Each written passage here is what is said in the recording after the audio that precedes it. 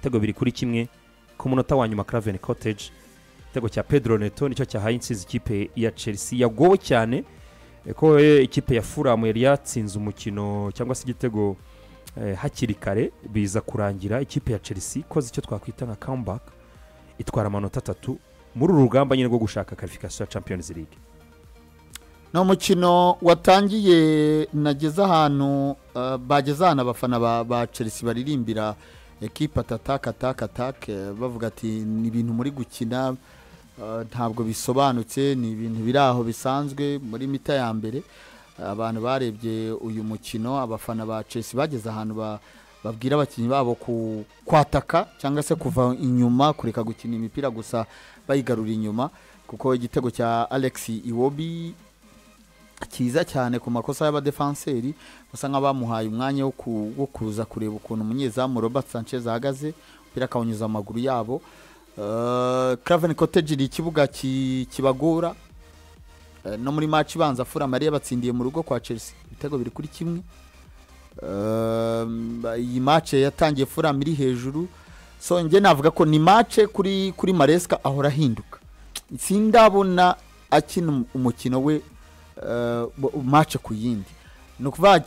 yari yabanje gutsindirwa mu rugo na Legia Warsaw muri Conference League ibitego 2-1. Nge navuga ko ni Chelsea yari isabwa amanota ibidasanzwe ari byo bagombye kuba bakiye imbere mu gice cya mbere, babikiye mu gice cya kabiri. Chelsea garuka mu gice cya kabiri itandukanye nuko yagiye mu gice cya mbere imeze, iza no kubona insinzi y'ibitego 2-1. Arimo ikintu twakwirengagiza nyine ikiryo hindagurika nyine ry'umukino wa Chelsea bikagenda n'abakinnyi. Nk'ejo yari afite icyagomba kubwira abakunzi ikipe ya Chelsea ku bijyanye na Christophe Kunku, yatangaje ko nta kibazo cy'imvune kindi cyabayeho, nta n'ibindi bibazo bihari. Gusa abashinzwe nyine kugenzura imyitwarire y'umukinnyi bamenyesheje umutoza nyine ko bitari ngombwa ko yaza gukoreshwa muri uyu mukino. Ibyo bishyiraho umucyo, nabyo urumva ko nabura atangiye kujya avugisha ukuri nyine ukabata umukinnyi bitewe nuko nicyo tugamije, nicyo tugishaka kwitwara, umukinnyi ntari ku rwego agasigara. Ikindi kuri Chelsea ibonye amanota y'ingenzi kuko twagaruka ku makipe ari mu rugamba nyine rwo gushaka ukuntu bajya ku mugabane w'Uburayi. At least ubu ngubu tuvuze ngo andi makipe aturuka ku mugabane adaturuka mu bwogezi tw'igikombe cya Europa League bari safe wakina Champions League, nawe aricyo yishimiraga. We kuwe uko abona umwaka w'imikino, abona ko umwaka w'imikino wagenze neza, yari amanota agoye kugaruka inyuma ukishyura, kuko iyi ngiyi twubahe ni derby bakinaga. Ikipe ya Fulham n'ikipe ya Chelsea n'amakipe afitanye amateka, n'amakipe atuye mu mujyi umwe. Rero gukina derby muri ubwo buryo ukagira imbaraga zibasha gutuma utsinda umukino mu gice cya kabiri cy'umukino, bakoze akazi keza, yaba uyu muhungu Tariq George ndetse na Pedro babashije kubona amatako y'ikipe ya Chelsea. Ariko kwa n'icyo kintu nyine ko Chelsea nubwo ari umukino rugoye kaje na gice cya kabiri ko bakinga ikipe nkuru, iyo mikino Chelsea ari igira kubona ko babifashe personal, barimo gukina imikino nk'abantu nyine bafite ikintu bashaka kugiraho runaka. Umukunzi wa Chelsea match itangira yaramubihe, ariko uburyo yashojemo n'umukino umukunzi wa Chelsea yakwifuza kuri mu cya kabiri cy'umukino wawo bitwayemo neza nk'ikipe igomba gutsinda cyane, baranawutsinda. Gato tugarutse kuri qualification zo mu mugabane w'Uburayi, ikipe ya gatanu mu Bwongereza izakina Champions League. Nanjye je nababwiraga ntabwo bizagenda kuri ntuza uvuga ngo ni kwa, ntabwo bizagenda mu Bwongereza izakina Champions League. Iza tworo perega nta kizahungabanya kuri 5 eshanu zo zizagenda automatically. Nabwo nababwiye ngo muri ikintu cyabiteye kugira ngo zibe 5. Noneho ahubwo birashoboka ko umwaka utaha donc ubusasenguzi buragaragaza yuko umwaka utaha Bwongereza bashobora kugira amakipe 11 zizakina amarushanwa ku mugabane w'Uburayi. Kubera iki? Kubera ko hari ama equipe 5 kuva ku ya mbere kugeza ku ya 5 zigomba gukina Champions League, c'est automatique. Niyo izo mu Bwongereza atwara Europa League ubwiza ya 6. Icyo twagira ngo dufashe abantu batubwiraga ngo hari igihe ugize ko muri Espagne ngo Sevilla yitwara irakina kandi yari ya 5, uwo mwaka none Sevilla natwayemo Europa League. Europa League estegiye Sevilla ya 5 muri championnat inatwara Europa League. De Juan wa 5 abo bari kwiberayo ngo fate ya 6. Tugiye Sevilla atsinda ikipe yitwa Dnipro Petroviski ari ni ya 5 muri championnat. Bitabirangira rero zibaye 5 muri Champions League icyo gihe. Impamvu uri mwanya 5 wagumye nuko n'umundi style wari uriho ne watwaye Europa League umwaka. Yes, ariko uyu mwaka byo rwose 5 ugera bwiraga nigize ko bazani baraza kureba impamvu zabaye niki cyatunye zibe 5. Baranatwereka ko nk'uwenda dufata urugero Arsenal ibuze top 4 igatwara Champions League. Yego uri kubyumva ubwongereza bwahagararwa n'amakipe angahe arindwi ahita automatically tuba qualifié tablo ntabwo ihungabana. Arsenal dufata urugero ivuye muri Big Four ntabwo bikunze ariko nanone wenda ni urugero nyine nibyo nabiko byarashobokaga igatwara Champions League ibonye tike. Manchester cyangwa Tottenham zose ziri nyuma top 4 imwe igatwara Europa League nayibonye tike itegeko kongeraho na za zindi 5 zindi zaba ziri imbere iri tegeko rya qualification rya tablo ryahindutse ryana n'iyi mihindukire y'uko Champions igomba gukina. Niyo mpamvu bituma ikipe ya gatanu uyu mwaka iri qualifié muri Champions League. Nibyo c'est automatique. Chelsea ubwo nikomeze ihatane urimo rero uryamye ni irwane nikomeze ihatane ntihure kuri biragora muri tablo igume kuri erega na Aston Villa ushaka nani kananuza Silvera yanavuga ati mbuzi wa kane mburu wa gatanu nakazi gakomeye kandi umenye ko Chelsea gifite Manchester United ifite Liverpool gukina champion yego mu kibona bari turerabaye Chelsea na Liverpool Man United wabereye bazakina ku itariki 11 urahari wabereye wa Liverpool urahari hari n'uwa Liverpool rega Chelsea Liverpool ifite Man U Chelsea iracyafite izo kipe zombi Man Newcastle Man iracyafite kuzakina na Liverpool ariko se nanone na Newcastle ahari kandi United itsinze ikomeye gusa muri fixture sigaranye harimo Newcastle harimo Man United harimo na Liverpool Chelsea hanyuma Man United iyo Man United se birayireba Man birayireba oya ndavuga nyine mu bijyanye n'umukino ifitanye umukino na Liverpool urahari seriously Man U Liverpool yarangiranyije umukino usigaye ukomeye Liverpool isigaje Tottenham Hotspur isigaje ari basakira ku cyumweru isigaje Arsenal isigaje Manchester City isigaje Chelsea isigaje nizo zikomeye oya ariko Newcastle se bararangizanyije okay ako dufashe kuri imikino oya ntago bararangiza nyamara umukino ifite imikino ikomeye Liverpool icyo kigiye gikurikirana yagitwaye yo muri iyo mikino itatu ikomeye muri iyo mikino itatu tukaba tuvuze yaba Tottenham Chelsea na Arsenal cyane gutsinda mu Liverpool ifite Tottenham muri weekend yego saa 11 n'igice urumva igahita iyakira igahita ijya kwa Chelsea igahita kwa Arsenal igahita yakira Arsenal igahita ijya kwa Brighton igahita yakira Crystal Palace ni nayo izasoza itwaye bayiha igikombe ariko muri iyo mikino yose isina Tottenham muri weekend birangira zahita igitwara twire Tottenham Hotspur Chelsea na Arsenal zakora God of Honor na Crystal Palace yo yagwera kuri Chelsea ni God of Honor izayikurambirwa niye ni Chelsea ariko nakanya gatoya gukoma amashyi batambuka bihuta bagenda match igiye oya biriya yakorwa zigomba kuyikora cyane kuyakoma match yose niko byabigora Tottenham Hotspur ziragariko kwa gatandatu Liverpool God of Honor yahitangirira ako se sumbuco bamenyere ni umuco birasanzwe ari ubuzakumye bwa mbere ntibayiyakomeye na muri 2020 mu munota w'ubwenge Arsenal ntiyayakomye wari nakanya gatoya ko kugenda bakoma amashyi abakinyi batambuka nakanya gato ntago birenza nk'amasegonda 50 ariko nta kintu cyangwa ntiweyakome bateye ko nyabagira bate Enzo Maresca n'abasore be amukino barawutwara ariko ari match igoranye birasaba kandi yuko bagutwara ariko ni cyubahiro mu Bwongereza birasaba kandi ko mu mikino ikurikiraho nanone baza gukomeza kwitwara neza kubera ko nta mwanya wo kurangara amakipe ashaka imyanya n'amakipe menshi ariko gusa nanone harimo abakinyi performance zabo zirimo kwibazwaho harimo umusore twa Cole Palmer nta zamu nta assist amaze imikino 12 mibare iri hasi ariko ngiye mbona ni kwa kundi umukinyi bamukoresha cyane Cole Palmer yanagize nibazo by'imvune icyo ni cyambere ntabwo iyo ukinyuka kina ku mvune yego ntiyasibye match nyinshi kuko yasibye muri international break gusa baramuruhutsa iyo international break bamwita itagaruka ubona ko ntabwo ari wa Cole Palmer wa Fazal ariko nanone wamwumva ni umwana muto ukinyeseze ebyiri kuri tempo yo hejuru cyangwa se ku muvuduko wo hejuru mbona nuko ari wenyine utwaye Chelsea ari we utwaye Chelsea bita bigaragara ko habaye ikibazo cyangwa se imibare yisubiye hasi tubona ko n'ibindi byose Chelsea irimo ipropoza mu kibuga cyangwa se igerageza gukora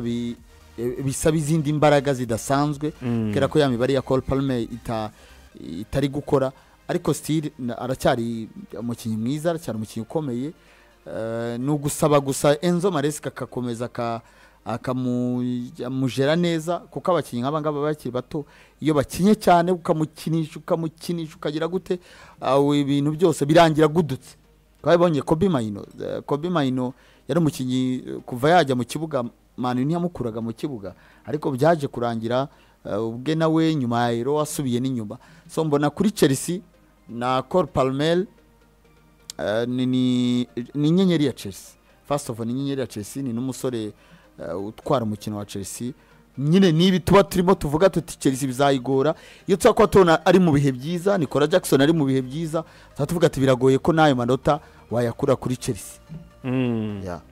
okay reka ishingiye kuri we kuko nyuma y'ibihe bibi nyuma yo kagize ikira cyo mu kibero akanagikiniraho kandi bikaza kurangira bavuze ko ngo bakoze kosa cyo kutamubaga ariko nawe shobora ko ataratanze aya makuru ariko none abaganga bakibaza impamvu batatanze icyo kintu icyo kikwereka ko ari oro yitwaye ko nyuma y'ibihe bye bibi Chelsea yahise bambi yahise bigorana ameze neza Chelsea yaratangiye kuvuga ngo yaba ni yambe n'igikombe kiravuga aho muri wasubiriye inyuma Chelsea nyine iri muri ngo turavuga ngo ese iya gatanu byashoboka automatically tumva ko n'umukinyi Chelsea ishingiyeho iyo rero kuba ameze nabi naho Chelsea nyine tuma twibaza ibingibe kandi cyaje yarameze neza harawe babura byarakundaga ngo gutsinda batone gusigata biyambe byarakundaga nyuma yo subiriye inyuma umusore uyu mwaka amaze imikino 12 barari ibitego 4 ibitego binase zitabiri gusa biragaragara ko atameze neza katwe umutoza Enzo Maresca nyuma y'umukino w'ikipe ya Fulham yari match ikomeye the goal from Pedro doesn't change my view from the season. Ku giti cyanjye igitego cya Pedro cyahinduye uko uyu mwaka w'imikino wose wagenze nabivuze mu minsi nk'ine cyangwa itatu ishize ariko nungu reka nongere mbisubiremo Chelsea mu myaka 2 ishize ntabwo yavugaga mu bigendanye n'imikino ku mugabane w'Uburayi uyu mwaka w'imikino wose rero tumaze imitsi yose tuvugwa muri zo gahunda intsinzi y'uyu munsi rero irahindura ikintu gikomeye cyane kuko mbona Chelsea uyu munsi muri mwaka w'imikino wose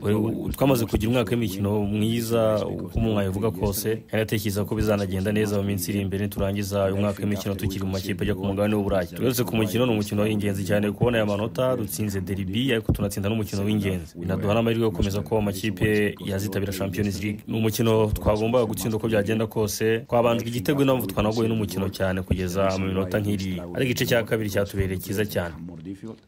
and second half we were much better. Personally, nyuma y'umukino kandi Enzo Maresca yatangaje ko kutabona Christopher Nkunku ari icyemezo gishingiye kuri technical reason byaranze Christopher Nkunku ntabaye igihombo n'ibihombo byaranze ni miliyoni 60 Chelsea yafashe izigura ubunyobwa hano mu isoko rya Nyarugenge ntabwo reka nkubwiza ukuri Chelsea ifite ukuntu igura nuko abantu hano yanumva bashaka kuvuga ngo yaguze nabi Christopher Nkunku yahawe umwanya Christopher Nkunku yananiwe guhatanira umwanya ku bantu aruta afite experience yo kuba uri umukinnyi uri kumwe na Leipzig ukayigahatanira igikombe na Leipzig mu myaka nk'ibiri ishize ugamagarwa muri equipe de France nibyo yagize imvune ntiyamuvugiye ariko yabonye umwanya wose ushoboka ahubwo ari abakinnyi batinya competition hari umukinnyi uba umwiza ari uko adafite umuntu bakompeta ku mwanya we uwo mukinnyi akaba igitangaza pe akaba ariko yabona umuntu bahanganira umwanya bikamunanira Christopher Nkunku ni kameze no umuntu abantu baravuze ngo ntabwo Chelsea mu mwanya Enzo Maresca agerageza no kumushyira kuri wingi bwe y'ibumoso biranga aragenda Nicola Jackson ibyumweru 6 harimo match zingahe zirenga 5-6 zose yarazikinye we n'amahirwe yari no muri Conference League Christopher Nkunku bisa nkaho rwose kubona umwanya muri Chelsea kujya kuri level y'abandi byaranze nge mbona hari abakinnyi baba batari pace ya Premier cyangwa se bata physicality yabo cyangwa se imikino yabo n'imbaraga zabo bashaka gukoresha mu kibuga bidahuye na champion ya Premier League mbona Christopher Nkunku ni umukinnyi mwiza nyine muri za Budage azajyayo ubone aradeliveringa neza ariko pe aya mafaranga miliyoni 60 nuko nyine Chelsea wenda binayafite ariko rwose ari nk'undi muntu nk'indi kipe yamuguze nkuko twabonye igitutu kijya kuri ba Eric ten Hag ngo yaguze imbumbe ngo yarahiye runaka n'umuntu waguze Christopher Nkunku afite abizi ko bafite Noni Madueke, abizi ko bazagura Pedro Neto, abizi ko bafite yari abizi transfer bayo umwaka ushize amaze imyaka 3 bamuguze rega ntago yaguzwe Christopher Nkunku ntago yaguzwe sezishize nyine nibyo nkubwira bari bazi ko bazagura na Pedro Neto se erega reka nkubwire iyo ugiye ahubwo navuga ngo kuki mu kigura abandi agihari mutarafata icyemezo uretse n'icyo cyaba ikibazo ariko na bani yaranamwifuje banga kumurekura nicyo umuntu yagarukaho ariko kuba bari bazi ko bazagura abandi bakinyi cyangwa nta bantu Noni Madueke azamutse ejo bundi barimo baraza kubera imyitwarire ye sezo ya kabiri ari gutera ariko nk'uya gatatu muri ya kabiri Madueke yaje umwaka ushize